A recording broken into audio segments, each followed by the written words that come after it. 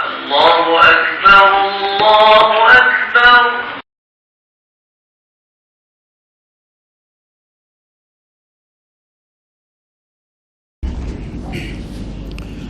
Assalamualaikum warahmatullahi wabarakatuh.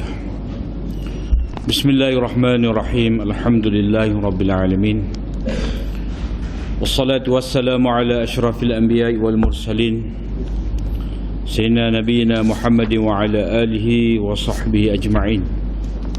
Allahumma alimna ma yanfa'una wa anfa'na bima 'allamtana. Allahumma faqihna fid din wa 'allimna at-ta'wil wa zidna 'ilman ya rabbal alamin. Rabbi shrah li sadri wa yassir li amri wahlul 'uqdatam min lisani yafqahu qawli. Subhanaka la 'ilma lana illa ma 'allamtana innaka antal alimul hakim. Wala hawla wala quwwata illa billah. Alhamdulillah, syukur kita pada Allah SWT. Malam ni kita dapat menyambung lagi kuliah kita, Kitab Az-Zakah, daripada kitab Al-Lu'lu' wal Marjan fi mattafaqa alaihi syaikhan. Hadis-hadis riwayat Imam Bukhari dan Imam Muslim. Selanjutnya daripada bab sebelum pada ni, bab fadlun nafaqah wassadaqati 'alal aqrabin. Kelebihan sedekah, kelebihan nafkah dan sedekah untuk kaum kerabat terdekat. Hadis 585. Hadis Ummi Salamah qalat qultu ya Rasulullah hal li min ajrin fi bani Abi Salamah an unfiqa alaihim walastu bitarikatihim hakaza wa hakaza innama hum baniya. Qala na'am laki ajru ma anfaqti alaihim. Hadis riwayat daripada Ummi Salamah. Katanya, aku bertanya, wahai Rasulullah, adakah saya mendapat pahala juga pada, maknanya apa yang aku berikan kepada anak-anak anak beranak Abi Salamah, anak-anak kepada Abi Salamah, kalau aku nafkahkan untuk mereka, dan aku tidaklah membiarkan mereka itu begini-begini, maknanya tidak akan membiarkan mereka itu dalam keadaan berhajat, dalam keadaan tidak cukup keperluan, mana aku tak akan leklah mereka itu dalam kesusahan. Innamahum baniya, mereka tu anak aku juga. Nabi SAW kata, ya, bagi engkau itu pahala yang engkau nafkahkan kepada mereka. Jadi cerita daripada hadis ni, Ummu Salamah ni isteri kepada Nabi SAW. Bila mana Abu Salamah meninggal dunia, maka Ummu Salamah ni serah tak ada siapa dah. Ia dapat menggantikan Abu Salamah, sebab Abu Salamah ni orang juru. Sehinggalah Nabi SAW pindah Ummu Salamah untuk dijadikan isterinya, jadi Ummahatul Mukminin, jadi Ummul Mukminin. Jadi dia pun nikahlah dengan Nabi SAW. Jadi walaupun dia telah berkahwin dengan Nabi SAW, Ummu Salamah ni dia tak lupa juga kepada anak-anak Abu Salamah. Jadi Abu Salamah ni dia ada anak ni, anak jelas di sini, zahir di sini, anak dia tu bukan dengan Ummu Salamah ni, dengan bini lain. Jadi bila Abu Salamah meninggal dunia, Ummu Salamah ni antara isteri-isteri Nabi SAW yang bersifat dermawan. Boleh katakan semualah bini-bini Nabi ni dermawan belaka. Kalau boleh pitih memang tak meninggal lah. Sebab apa? Hasil didikan daripada Nabi SAW. Dan walaupun sebelum pada tu pun memang mereka ni adalah orang yang suka derma. Sebab itulah layak menjadi isteri Nabi SAW. Jadi Ummu Salamah ni kata, adakah saya mendapat pahala juga kalau saya memberikan kepada anak-anak Abu Salamah nafkah kepada mereka? Jadi takkanlah saya nak biarkan mereka tu dalam keadaan susah, dalam keadaan berhajat. Ya tak ya pun anak-anak saya juga. Dah. Nabi kata engkau mendapat pahala juga atas apa yang telah engkau nafkahkan kepada mereka. Jadi hadis ni menunjukkan kepada kita nafkah yang diberikan kepada keluarga terdekat ni, dah, sama ada anak tiri dia ataupun anak dia sendiri, dikira dapat pahala juga. Kalau kita kata hak ni anak-anak kepada Abu Salamah ni, maknanya anak Ummu Salamah juga, ataupun anak tiri dia, tetap dikira dapat pahala.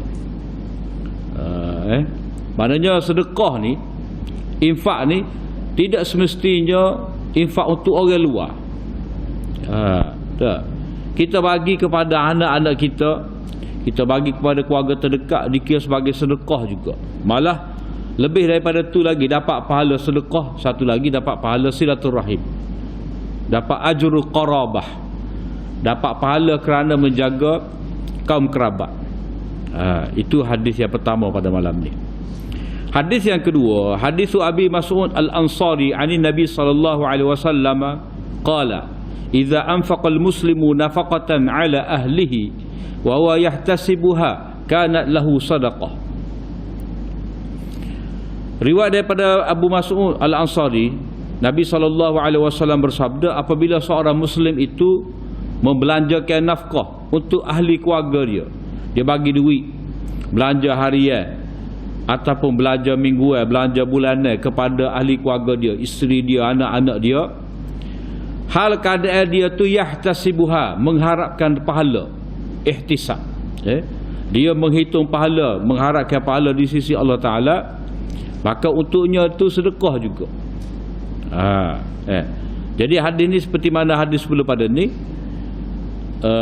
sedekah ni dia tak nanti kita bahagi kepada orang luar, orang fakir miskin, orang jauh, orang kita tak kenal dia. Hak tu pun sedekah juga. Kadang-kadang hak tu besar juga pahala.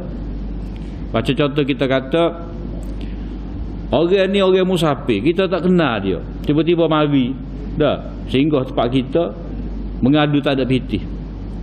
Dah. Jadi kita percaya tak percaya, tengok ke air muka tu orang berjuru, dah. Wilah juga. Jadi itu pun dikira sedekah yang besar juga, sebab kita tak kenal dia. Cabaran juga tu dah. Kalau memang kita tahu dah orang ni orang fakir, orang miskin, kita kenal dia, rumah dia kita tahu, kerja dia kita tahu, dia bukan jenis pasien tidur pagi dah, pagi-pagi main masjid, lepas tu pergi cari kerja pula. Memang kita tahu dia orang juru, orang rajin, tapi nak mana, kederak dia setara mana, kepandaian setara mana, maka dia dapat duit setara tu. Jadi kita pun, kita kenal dia, kita bahagi. Tapi kalau boleh pahala. Tapi kalau nak banding dengan orang kita tidak kenal ni, dalam keadaan percaya tak percaya, kita bahagi juga. Tak bagi aku kata tak kena. Ni Ibnu Sabil ni, orang musafir ni, orang panggil Ibnu Sabil. Ibnu Sabil ni anak jalan ni. Maknanya kita tak kenal dia, kita kenalnya dia orang luar. Jadi kita pun bagi. Itu pahala besar juga. Cuma hadis ni nak memberitahu kepada kita bahawa di kalangan kita ni, dia ada tanggungan, dia ada anak, dia ada bini. Kadang-kadang boleh jadi dia tu rasa sungguh lah. Anak-anak kita sekolah pagi-pagi, 5 ya sore, kena 5 orang 25 ya dah hari-hari, kali 5, dah banyak kali lah, hari-hari kena bagi pada anak ni, sehingga dia sungguh, ya Allah, aku tak boleh nak sedekah, ya Allah, tak boleh nak sedekah kau orang fakir miskin, tak boleh nak sedekah ke masjid. Jadi dia rasa payah ada anak amal ni, anak sekolah pula tu ceretek. Jadi orang yang lagu ni sebenarnya dia tak payah rasa mengunguk lah. Walaupun dia terbeban, terpaksa beri nafkah, belanja sekolah anak dia, belanja dapur dia untuk bini dia, apa semua ni, itu sebenarnya dikira sedekah juga. Dikira sedekah juga. Maka janganlah dia rasa kecewa, dia rasa mengunguk, dia rasa sedih tidak dapat bersedekah. Dalam keadaan orang lain boleh sedekah, tiba-tiba dia tak boleh nak sedekah. Maknanya kalau dia hari-hari wida 25 ya sehari. Dah. Bila sampai hari Jumaat lalu tabur sejik gak malu-malulah. Ya, nak bagi tak ada. Dah. Bagi seria dapat lekeh sangat. Lah juga. Daripada tak ada bagilah. Maknanya orang hak lagu ni jangan dia bimbang lah. Bila mana dia memberi nafkah untuk ahli keluarga dia dalam keadaan dia ihtisab, mengharapkan pahala, ganjaran pahala di akhirat, dia mengharapkan redha Allah Ta'ala, dia dikira sebagai sedekah juga. Ada juga ulama seperti Imam Nawawi, dia kata untuk dapat pahala ni dia kena niat selain daripada bayar nafkah, memberi nafkah, dia kena niat sedekah baru dapat pahala. Tapi ulama lain seperti Syekh Abdul Aziz Rajihi, dia kata tidak semestinya gitu. Masuk hadis ni dia mendapat dua gandaan pahala. Bukan kata wahwa yahtasibuha tu dia kena niat, kena ada niat nak pahala baru dapat ganjaran pahala sedekah bila nafkah untuk ahli keluarga. Jadi kata Syekh Ar-Rajihi, dia kata seorang yang infak, seorang yang memberi nafkah kepada anak isteri dia akan mendapat dua tambahan, dua pahala. Satu pahala kerana memberi nafkah, satu lagi pahala sedekah. Jadi ada pahala tambahan. Jadi masuk hadis itu bukan syarat. Masuk hadis ni bukan syarat, tetapi pertambahan pahala. Jadi kalau dia bayar nafkah sahaja boleh pahala dah, sebagai melaksanakan tanggungjawab ke fardu atas diri dia tu, dia dapat pahala dah, pahala nafkah. Tapi kalau dia tambah satu lagi pahala, yakni dia mengharapkan Allah Ta'ala redha, Allah Ta'ala menambahkan pahala pada dia, maka Allah Ta'ala akan tambahkan ajrul sadaqah. Jadi dia dapat dua, ajrun nafaqah, pahala kerana menunaikan tanggungjawab membayar nafkah, satu lagi ajrul sadaqah, pahala kerana sedekah juga. Maknanya anak bini kita tu tepat jatuh sedekah juga, boleh juga. Sebab itulah ulama kata kita dengan anak bini ni jangan kira sangat lah. Hak nafkah tu memang wajib dah. Hak nafkah tu memang wajib dah. Kadang-kadang kita kena orang panggil at-tausi'ah 'alal 'iyal. Kadang-kadang kita berbelanja lebih sedikit untuk anak bini ni. Hari-hari duk coba ikan selah kuning. Rapat tulis macam. Dah. Jari-jari biar tikai apa coba dalam sikit, kategori ke, ikan bawah ke. Jari-jari. Dah. Tu dia panggil tausi'ah. Kadang-kadang kita bermewahan lah sikit untuk anak bini kita. Tapi kalau kata bak mewah ni jangan cari orang tu janggut tu sama jangan. Lepel kita. Dah. Cari orang lain lah. Dah. Kadang-kadang orang nampak tu aji janggut tu je. Kedaya tu aji janggut tu je. Jadi kita kemewahan tu kadang-kadang kita kena bagi nilai ke budak-budak ni, ikan pun benda ya, satu benda yang mewah mahal dah. Mainnya 40 ya sekilo dah. Tapi kadang-kadang budak ni tidak hargai. Dah. Kita biasa jumpa dah. Kalau ayah tu celak putih mata. Kalau ikan sendiri gitu tengok. Kita orang tua ni ada nilai, kita tahu dah. Sebab apa? Sebab jenis ikan budak tak berahi. Dah. Itu maknanya jaga-jaga kita kena tausi'ah dia panggil. Maknanya untuk kita menyenangkan, menggembirakan mereka, tidak kata moyok nengung, manggil telah kicak semacam. Dah. Jadi kadang-kadang kita segangi budak-budak kita, kita mewahlah sikit. Tapi tidaklah kata nanari. Dah. Jadi jaga-jaga. Jadi hak kita bagi tu makin yang mengenyakan dah dengan kadar kemampuan kita, itu dikira kita memberi nafkah pada dia. Tapi jara-jara kita bagi lebih, kita belanja lebih sikit, itu dikira sebagai sedekah juga. Boleh kita sedekah. Cuma dalam hadis ni nak memberitahu kepada kita, seseorang itu kena ada ihtisab. Maknanya bukan kata dia ni, aku ni pada lepas tanggungjawab, pada dah. Tak boleh lagu tu. Maknanya kita buat tanggungjawab, so satu lagi dalam keadaan mengharapkan pahala. Jadi semata-mata buat melaksanakan tanggungjawab, memanglah kita telah membayar, kita telah beri nafkah kepada anak bini kita, berarti kita telah menunaikan tanggungjawab kita. Tapi kalau kita nak pahala ekstra, pahala tambah, kena ada ihtisab. Kena ada ihtisab, nak pahala. Dan hadis ni juga memberitahu kepada kita penting niat ni. Niat.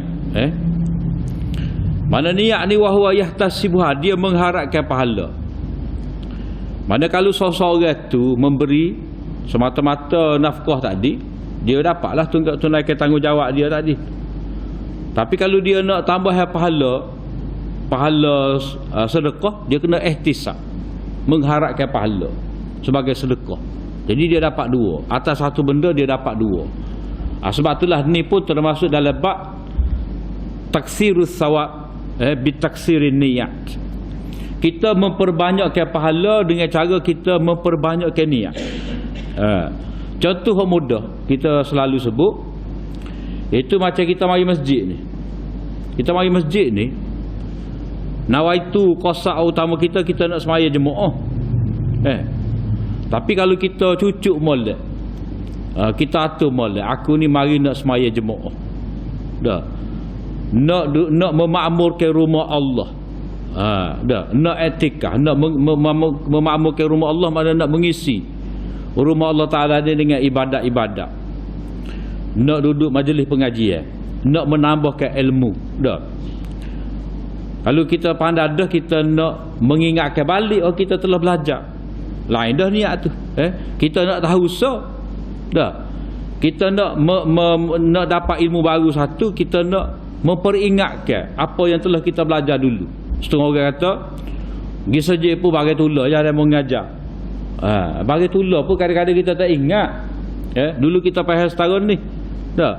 Lama-lama dengar, makin bertambah kefahaman. Kalau tidak ada mai buah, pergi dengar orang ngajar. Dengar orang ngajar.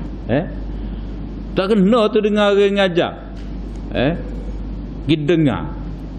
Kena letak, mari belajar. Sebagai penuntut ilmu, sebagai pelajar. Jadi untuk orang dengar ni dia tak sama pahala dengan untuk orang belajar. Sebab orang belajar ni dia ada kehendak. Orang dengar ni belajar jenera. Baik. Jadi kita niat mari ni dapat satu hari ni kebalik ni boleh ilmu. Jadi niat gitu. Kita niat mari silaturahim. Niat apa lagi? Jadi banyak kita boleh niat. Jumpa orang tu, jumpa orang ni. Kadang-kadang masjid kita ni bukan kata orang lundai je. Orang alik tu, orang alik bakhia, alik telipuk. Ada belakang macam-macam orang. Latar belakang mari. Jadi kita boleh kenal, boleh bersilaturahim. Jadi banyak tu atas bukti amalan, atas amalan apa mari masjid.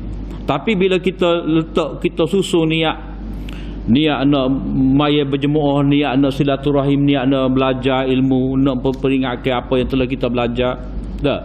Kita nak silaturahim ke apa semua, kita niat nak sedekah ke apa semua. Mari wi juga sejid ni sama seria. Jadi letak niat-niat semua tadi atas sok amal.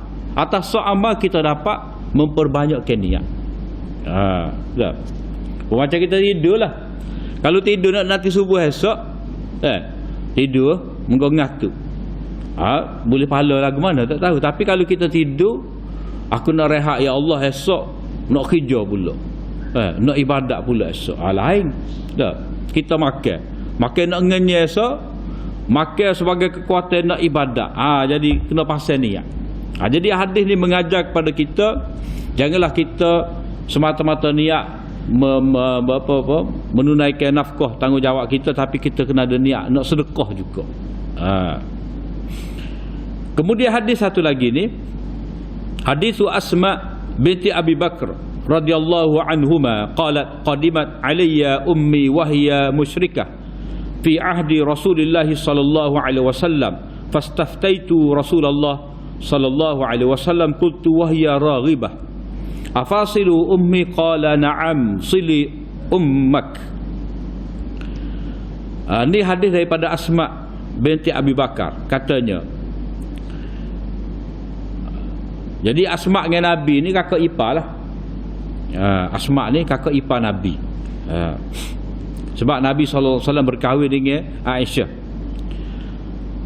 Jadi Asma binti Abi Bakar ni dia isteri kepada Zubair bin Awwam. Jadi katanya, kata Asma, mak saya mari, maknanya mari daripada Mekah dalam keadaan dia belum Islam lagi, musyrik lagi, di zaman Nabi SAW. Aku pun tanya pada Nabi, lagu mana ni mak saya ni nak baik dengan saya, dia nak baik dengan saya, tapi dia tak sik pada Islam. Bolehkah saya hubungkan silaturahim dengan dia? Afasilu ummi, saya nak buat baik pada dia tu, boleh ke tidak? Nabi SAW kata boleh.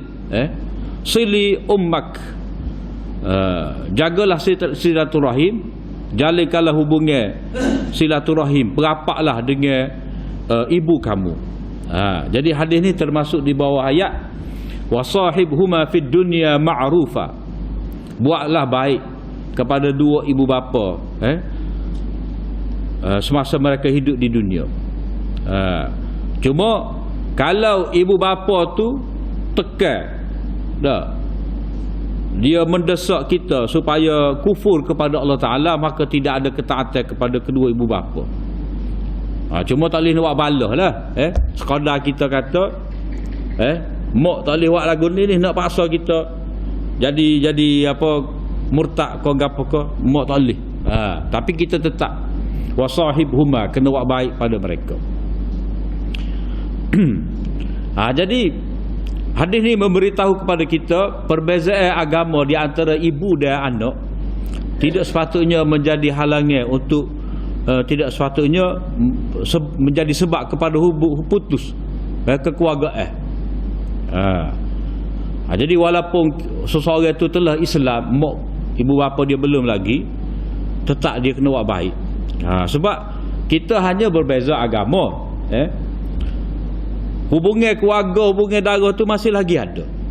Bila bukan kata bila terima Islam kak, tak boleh nak jumpa, tak boleh nak kelik rumah ibu bapa kita, tidak. Tetap ada. Sebab hubungan ada dua kita dengan seseorang ni. Satu hubungan kekeluargaan, satu lagi hubungan agama. Ukhuwah fil Islam. Satu lagi qarabah. Jadi kalau dia belum lagi Islam, kita buat balah. Kita kata sekarang ni kita bila Islam tak boleh dah nak jumpa mak hak kafir. Dia kata inilah agama yang memecah belahkan anak beranak. Jadi Islam, Allah Ta'ala ajar pada kita bahawa hubungan baik dengan ibu bapa yang belum Islam tu kena jaga. Wasahibhuma fid dunya ma'rufa, layanilah, bersahabatlah, bersamalah dengan mereka itu di dunia ni dengan cara ma'ruf, dengan cara yang baik. Maknanya kalau kata lagu mana kat hubungan mak dengan anak, anak dengan mak, lagu mana yang diakui sebagai anak yang berbakti, jadi kita faham hal tu, maka hal itulah kita kena jaga, walaupun dia apa, belum Islam. Kemudian hadis ni menunjukkan kepada kita juga bahawa masuk hubungan silaturahim dengan ibu bapa ni maknanya kita bukan kata pergi jumpa saja dah. Oleh kerana hadis ni terletak dalam kitab zakat, kitab sedekah, maknanya kena nafkah lah, kena olah juga. Maka sebab itulah hadis ni menjadi dalil kepada satu golongan ulama mengatakan bahawa wajib atas anak yang Islam memberi nafkah kepada kedua ibu bapa dia hak kafir tu. Wajib. Wajib. Jadi nafkah kepada ibu bapa ni Kalau dia Islam memang wajib dah. Hadis ni menunjukkan kepada kita bahawa kalau hak kafir pun wajib juga. Hatta kalau mopok seorang tu belum Islam dah, dan dia nak mewasiatkan, maknanya seorang tu dia nak mati, katalah doktor kata dia akan mati dah dengan nyakit dia ni. Jadi dia pun tulis wasiat untuk ayah dia belum Islam, maka boleh, wajib juga. Kutiba alaikum idza hadara ahadakumul maut in taraka khairanil wasiyatu lil walidaini wal aqrabin. Diwajibkan ke atas kamu bila nak mati untuk kamu tulis wasiat untuk kedua ibu bapa dan anak beranak. Jadi antara wasiat yang wajib juga adalah wasiat untuk kedua ibu bapa. Ibu bapa tak Islam. Kalau ibu bapa Islam dah, dia ada dah bahagian faraid tu 1/3 ataupun 1/6. Tapi kalau hak belum Islam, ayat tu menyatakan bahawa wajib seseorang itu tulis wasiat untuk kedua ibu bapa dia, hak tak Islam. Itu satu bentuk kebajikan juga. Satu bentuk kebajikan juga.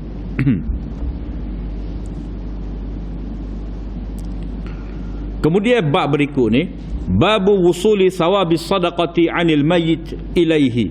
Ini bab sampai pahala sedekah bagi pihak mayat.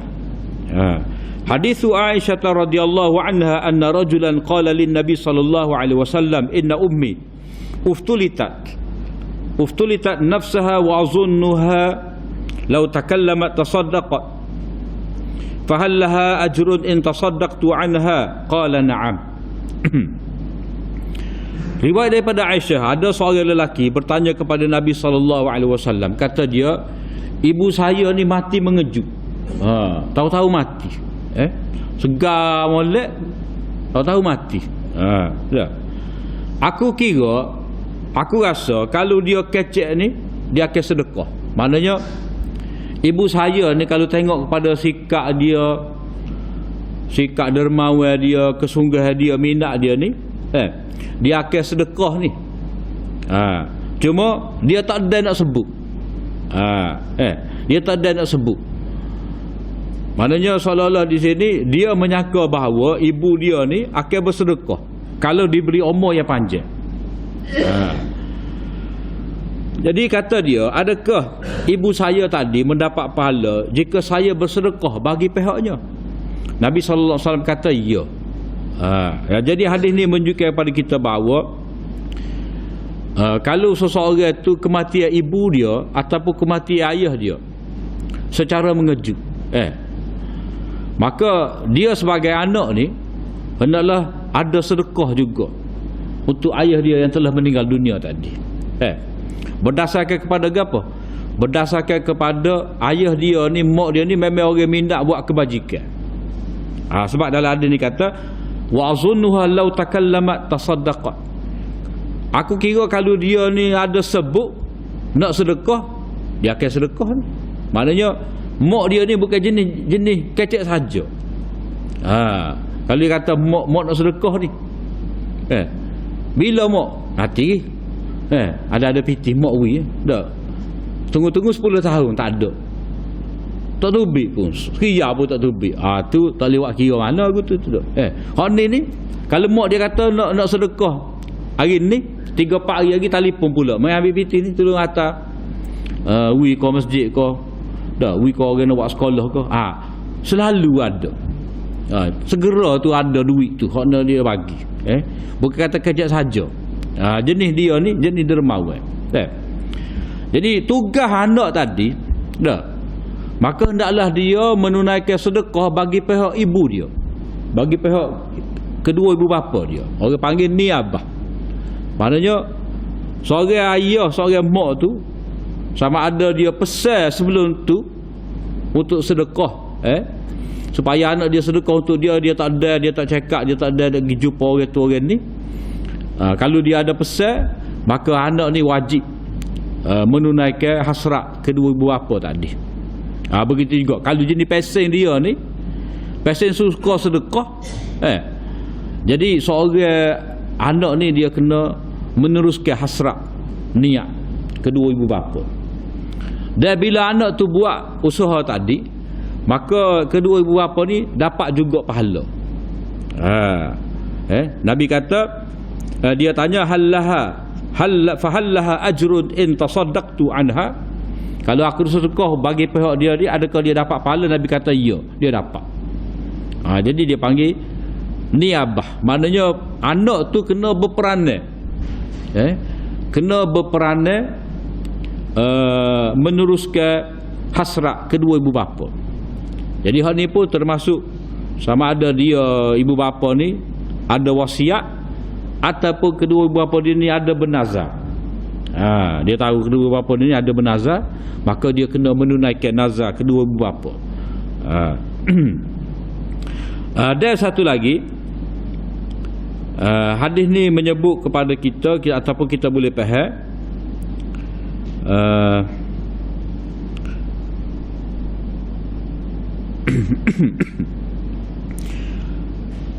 anak ni dah anak ni dia waktu big duit dah. Jadi duit ni boleh jadi duit peninggalan ibu bapa dia tu, ataupun duit anak tu sendiri. Duit anak tu sendiri. Kalau kata duit mak pak ni dah, itu sudah jadi faraid dah, kena bagi faraid. Sebab mak tu tak sebut. Kalau mak tu dah sebut, dia kata tolong sedekah lah lepas saya mati ni, lepas mak mati, tu dia kira wasiat. Dah. Hak ni dia tak ada nak ayat, tapi dari segi pesen dia, sifat dia tu memang suka sedekah, maka anak kena meneruskan. Jadi kalau benda dia telah sebut dengan jelas, maka jadi wasiat. Jadi wasiat tu kena ambil peninggalan daripada harta ibu bapa mati. Tapi kalau ibu bapa tadi tak ada nak wasiat, tapi anak boleh baca dah kehendak mak pak tadi dah, ataupun mak pak dia ni memang orang tak lokat, orang selalu memberi, selalu mengholok, maka pada ketika tu anak ni dia ambil duit dia bagi atas nama mak ayah dia. Kalau kata orang nak buat masjid dah, nak apa wakaf luk lah dah, satu luk tu 100 riyal. Jadi dia ambil 10 ping dah, 10 luk ambil 10 resik. Jadi dia niat atas sebagai sedekah untuk kedua ibu bapa dia daripada harta dia. Jadi daripada harta anak untuk bapa, dikira sebahagian daripada usaha bapa juga. Jadi bapa tu tadi ataupun mak mati tadi dapat pahala juga. Sebab apa? Sebab usaha anak tu sebenarnya daripada usaha kedua ibu bapa juga. Al-waladu min kasbi abihi. Anak ni sebahagian, anak ni termasuk daripada usaha kedua ibu bapa. Jadi anak tu faham. Jadi macam mana anak tu faham? Sebab didikan ibu bapa. Tapi kalau anak tu jenis tak faham, dah, ayahku mati dah.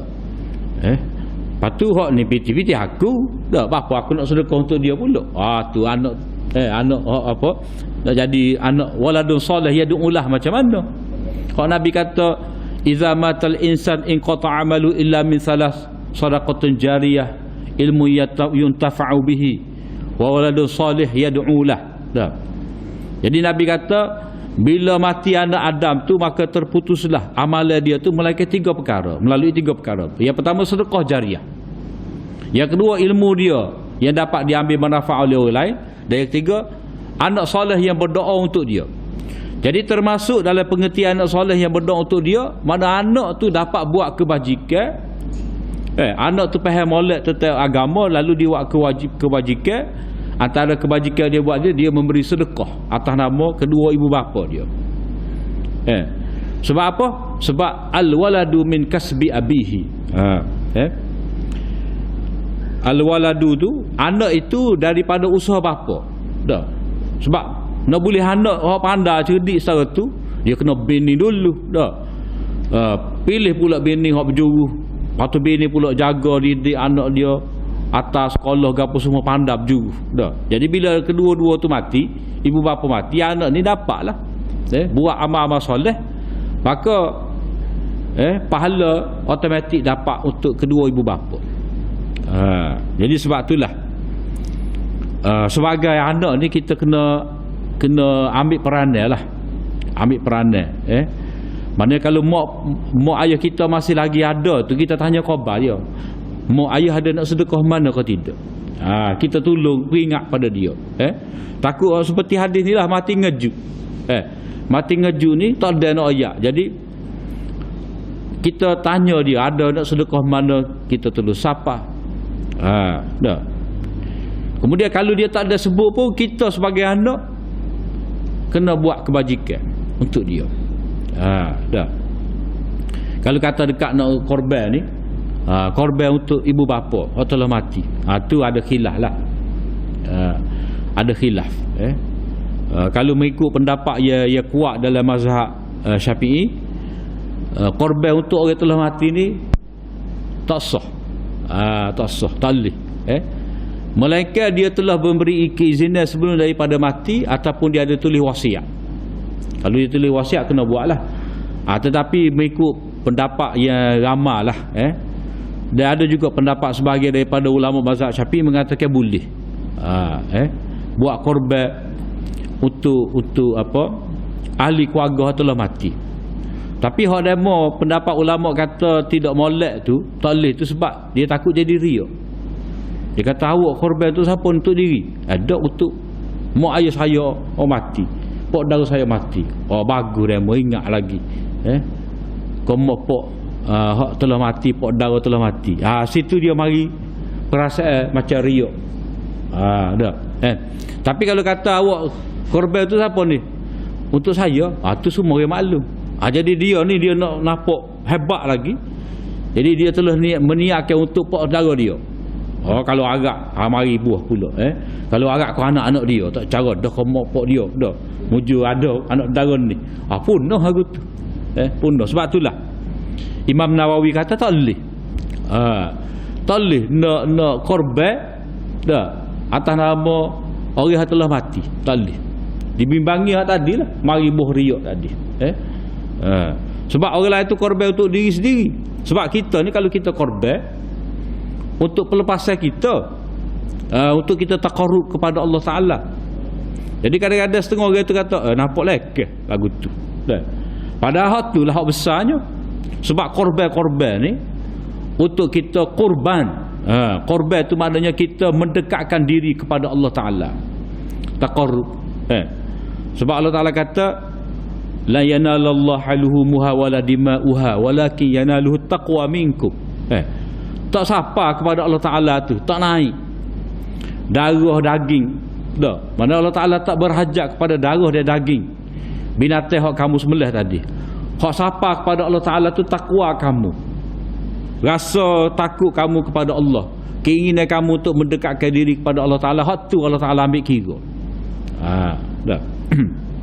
Cuma bila masuk dalam perbahasan fiqh ni, boleh ke tidak meniatkan korban untuk ahli keluarga terdekat, tu ada khilaf. Ada khilaf dah. Jadi bila ada khilaf ni, kita nak buat macam mana? Kita tukarlah, tukar kepada sedekah lain. Walaupun ada boleh ada pendapat masing-masing. Ada kata boleh, ada kata tak boleh. Kita nak ambil tu atas kita lah. Tapi yang kata tak boleh kan? Bila tak boleh tu muncul tak boleh dah. Kalau tidak aku kena korban untuk pak dara ni dah. Pak dara pera kita pula tu muncul tak sah dah. Kalau tidak kena kawan. Tu jenis nak lepas macam tu. Jenis tak tubik semacam alik dia. Tak jadi lagu tu. Jadi kita ni gapo-gapo ni biar boleh beramal. Tu je hak pentingnya. Biar ada ruang untuk beramal. Ni jenis kata kalau kata tak boleh kak pakai dok lah muju aku. Wah, tu kita nak baca lagu mana tak tahu dah. Pandai-pandailah. Jadi sepatutnya kita ni bila agama buka pada kita peluang buat kebaikan ni kena buat. Dah. Kalau ulama kata boleh, kita ambil peluang. Bukan kata jenis nak ngelik. Jenis nak lepas. Akhirnya tak ada. Tak payah. Tak payah berlaku. Jadi tak payah beramal. Tak sah gitu. Maka sebab itulah kalau kita baca bab berikut ni, babu bayani anna isma sadaqati yaqau ala kulli naw'in minal ma'ruf.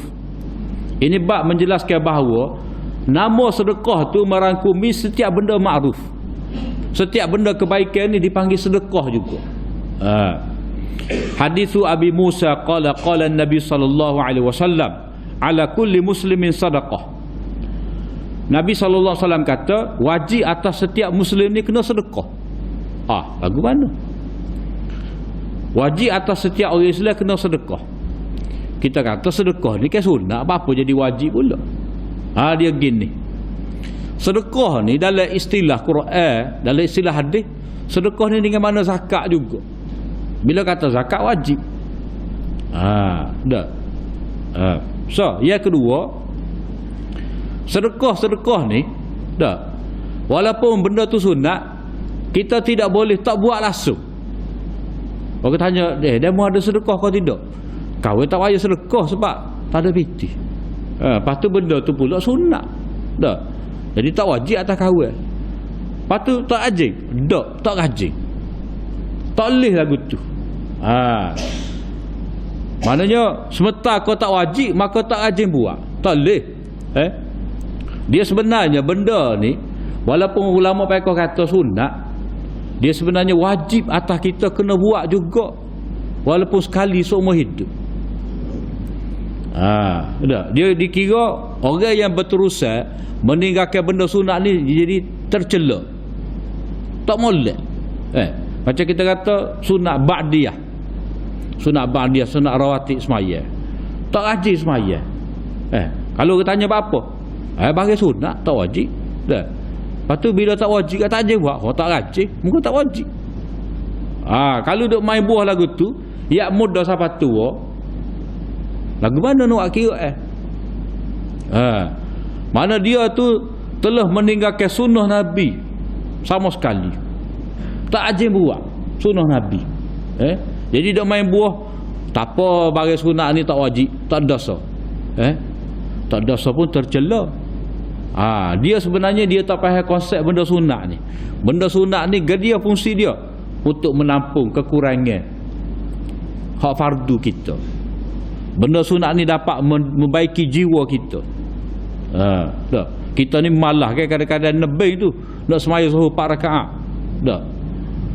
Pakai lipat jadah sudah tu, pakai lipat jadah lalu. Dah. Tekan kau nasi. Tapi kalau hari-hari lagu tu jadi besar kau makan pula. Tak apa berminat dengan semaya sunat. Jadi nampaknya nasi semacam. Jadi kita menggemukkan tubuh badan tetapi menguruskan jiwa kerohanian kita. Tasik. Jadi kita kena faham hak ulama mereka kata benda sunat ni buat boleh pahala, tak buat dosa tu, itu dari segi hukum je. Dari segi nak menentukan benda tu jadi wajib atas kita ataupun tidak. Tetapi dalam bab mendidik jiwa, menguatkan kerohanian, benda tu adakah terpuji dan tercela, tu suku. Suku. Tu bukan perbahasan fiqh. Tapi kita ni bila kita nak jadi hamba Allah Ta'ala, dia kena gaul ranya habis. Maknanya benda ni walaupun sunat aku kena buat. Walaupun tak wajib aku kena buat. Tak boleh malah. Jadi Nabi SAW kata ala kulli muslimin sadaqah. Wajib atas setiap orang Islam tu sedekah. Qalu fa illam yajid. Sahabat bertanya, kalau orang itu tak ada harta nak sedekah, lagu mana? Qala fayamalu bi yadayhi fayanfa'u nafsahu wa yatasaddaq. Nabi kata hendaklah orang itu bekerja dengan dua tangan dia, mana dia cari pitih. Kehir juga cari pitih biar boleh pitih. Dia dapat memberi manfaat untuk makan minum dia dan dia bersedekah. Kena cari pitih. Jadi hadis ni menunjukkan kepada kita bahawa niat kita bekerja ni, satu untuk manfaat diri kita, yang kedua niat untuk sedekah kena ada juga. Dah tak sikit banyak, tak banyak sikit, gitu. Kena bagi juga. Jadi Nabi memberitahu kepada kita, fayamalu biyadaihi fayanfa'u nafsahu wa yatasaddaq. Dia bekerja dengan dua tangan dia, ataupun kalau kita gerak dengan telapak kerak kita, lalu memberi manfaat untuk diri sendiri dan bersedekah. Kena ada dua tu, niat dua tu. Qalu fa illam yastati' aw lam yaf'al. Kalau dia tak mampu nak bekerja, ataupun kalau dia tak pergi kerja, qala fayu'inu zal hajatil malhuf. Hendaklah dia menolong orang yang meminta pertolongan, ataupun orang yang dizalimi. Maknanya kita kena tolong orang yang memerlukan. Maknanya kita nak WPT tak boleh, tapi kita bagi tenaga pada dia. Kita tolong dia banyak perkara lah. Kita mari gotong royong masjid dah, ataupun kita tengok lalu pagi jemaah tu nampak tu siap seorang duk nyapu. Jadi kita pun masuk dalam pagar masjid dah, tolong tu siap. Dah. Lepas tu kalau masjid tak apa cuci, kita dah ngapek mana tu siap tak tugas gini dah. Tu siap seorang dah. Jadi kita kena, hak tu pun termasuk dalam bab sedekah juga. Kita mari tolong orang-orang yang memerlukan pertolongan. Qalu fa illam yaf'al. Kalau dia tak buat, qala fa ya'muru bil khair. Hendaklah dia suruh orang lain buat kebaikan. Maknanya dia pitih tak boleh buat tubik, tenaga tak boleh nak bagi, tapi mulut dia tu boleh hoyak. Dia boleh hoyak. Marilah pakak-pakak kita sedekah. Dah. Marilah pakak-pakak kita ngaji, dah, baca Quran. Jadi menyuruh benda baik pun dikira sebagai sedekah. Au qala bil ma'ruf. Menyuruh benda ma'ruf, benda baik, benda ma'ruf. Qala fa illam yaf'al. Kalau dia tak boleh buat juga, qala fayumsiku 'anis syarri fa innahu lahu sadaqah. Kalau dia tak boleh buat belaka tadi, tak boleh nak beri sedekah, tak boleh nak tolong orang, tak boleh nak mengajak orang kepada kebaikan, Nabi kata hendaklah dia menahan diri daripada buat kejahatan. Jadi menahan diri daripada buat kejahatan ni dikira sedekah juga. Maknanya kita ni sepatutnya kalau tak boleh nak buat baik, jangan buat jahat. Atasnya buat baik dak sikit abuk, tapi itu jora dalam buat kejahatan. Tu tak kena tu dah. Jadi kita ni kena jadi ejen kebaikan. Kalau benda jahat, kita kena tahan diri, jangan buat. Lepas tu hak molek lagi, kita cegah orang yang nak buat kejahatan. Sebab itulah di sini amar ma'ruf dan nahi sedekah, amar ma'ruf dan nahi anil munkar ni termasuk dalam bab sedekah juga. Jadi kesimpulan di sini yang dikatakan sedekah ni mana sesuatu yang dapat memberi manfaat untuk diri kita ataupun memberi manfaat kepada orang lain. Itu konsep sedekah dalam Islam. Luas makna sedekah. Sedekah ni tidak semestinya tubik pitih, tubik harta, tapi sedekah tu kita memberi kebaikan, memberi manfaat untuk orang lain. Sebab itulah dalam riwayat ada kata khairun nas anfa'uhum. Sebaik-baik manusia ni adalah orang yang paling memberi kebaikan untuk orang lain. Hadis Abi Hurairah radhiyallahu anhu qala Rasulullah sallallahu alaihi wasallam kullu sulama minan nasi alaihi sadaqah kulla yawmin tatlu'u fihi syams ya'dilu baina ithnaini sadaqah wa yu'inu rajula ala dabatihi fayahmilu 'alayha aw yarfa'u 'alayha mata'ahu sadaqah wal kalimatu thayyibah sadaqah wa kullu khatwatin yakhtuha ila shalah sadaqah wa yumitul adha 'anil tariqi sadaqah. Nabi sallallahu alaihi wasallam kata setiap daripada sendi ni setiap daripada sendi ataupun ruas jari-jari ni mana hak kita boleh gerak jari-jari kita ni, sendi ke ruas jari kita ni, setiap daripada sendi-sendi jari-jari manusia ni wajib sedekah. Maknanya atas bilangan tulang sendi yang ada pada dia ni sepatutnya ada sedekah sesuai dengan nikmat yang Allah Ta'ala beri pada dia. Dia boleh bergerak, dia boleh berjalan, maka dia kena bagi sedekah. Iaitu pada setiap hari terbit matahari. Maknanya setiap hari lah. Orang kata setiap hari tu lagu mana? Setiap kali matahari terbit sehari dah, tiap-tiap hari lagu tu. Maknanya selagi tak berlaku kiamat, selagi Allah Ta'ala tidak tutup pintu amalan. Sebab bila matahari ni terbit sebelah barat, segala amalan tak berguna dah pada manusia. Tak boleh nak tolong dah. Email dia tu, kalau dia beri email pada hari tu, tak terima dah email dia. Jadi setiap hari, maknanya selagi orang tu celak mata boleh tengok matahari, dia kena sedekah. Lagu mana sedekah? Nabi kata orang yang berlaku adil antara dua orang sedekah. Berlaku adil antara dua orang ni, kalau kata balah, dia cuba selesaikan.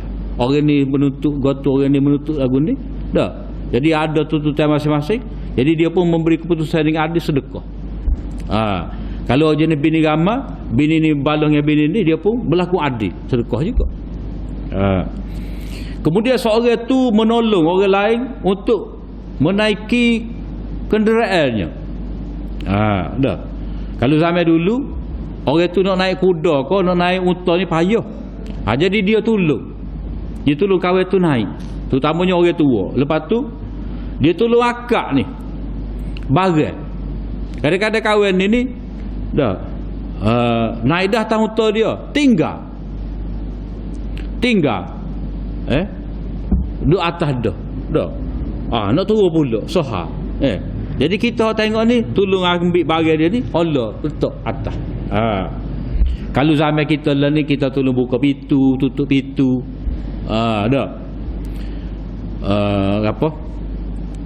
apa-apalah pertolongan hak kita boleh beritahu pada dia, tolong dia.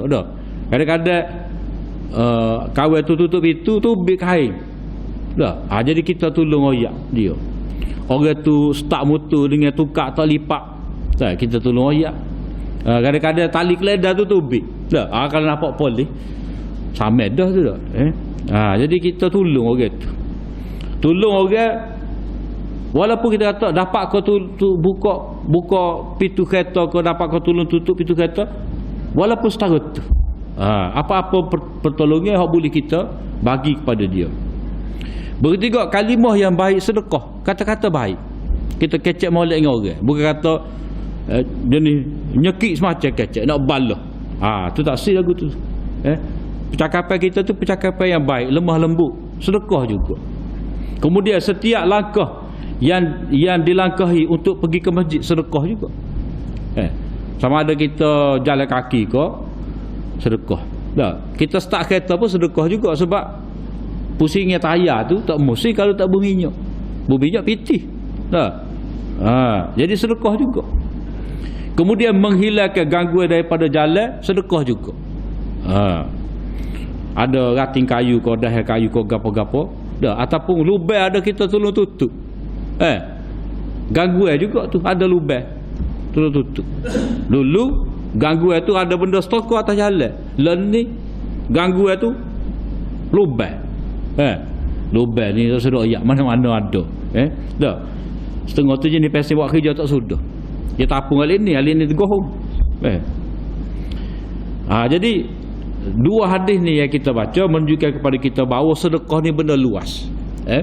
Yang mana maksud daripada hadis Nabi ni, setiap benda yang memberi manfaat kepada orang itu sendiri ataupun orang lain, maka ia dikira pahala sedekah juga. Jadi ini memberi peluang yang besar juga kepada orang yang tidak ada harta untuk sedekah. Dia boleh bersedekah dengan cara ni. Tidak kata sedekah ni mesti dengan harta. Tapi kalau tabung sejik lalu tu dia senyum, tak kira bukan sedekah lagu tu. Sedekahnya wa tabassumuka fi wajhi akhika. Maknanya kita jumpa dengan saudara kita, kita senyum kepada dia tu sedekah juga. Maknanya kita menyebabkan orang gembira, sedekah. Tapi kalau sedekah, kalau senyum ke tabung masjid, tidak. Dia bukan mukallaf. Masuk hak sedekah, senyum kepada saudara kita ni sedekah, maknanya kita menggembirakan dia. Terah lagu mana? Dah. Kita selisih dengan guru kita ni, kita masal. Dah. Kita masal. Tak senyum ke dia. Dia tu pergi singgah kedai kopi, kata bak apa kawan tu. Masal kawan ni. Dah. Ada gapo tak berhati mana? Dia nengu duk fikir bak apa. Kelik pun tanya bini dia, bak apa Dah. Kawan tu tak boleh nak buat kerja. Sebab apa? Kita jumpa dengan dia tu, kita masal muka. Dia tu lurusin kita. Apa? Dia ada bak dengan bini kau. Jadi macam-macam. Sangka buruk pula. Menyusahkan orang pula. Sebab itulah Nabi kata, senyum kepada saudara engkau tu sedekah. Maknanya kita menggembirakan dia. Suka. Dipanggil idkhalus surur. Memberi kegembiraan kepada orang lain termasuk dalam bab sedekah juga. Itulah beberapa hadis kita baca pada malam ni. Mudah-mudahan memberi manfaat kepada kita bersama. Apa yang baik dari Allah SWT, apa yang kurang itu daripada kelemahan hamba. Aku li qauli hadza wa astaghfirullah li wa lakum. Assalamualaikum warahmatullahi wabarakatuh.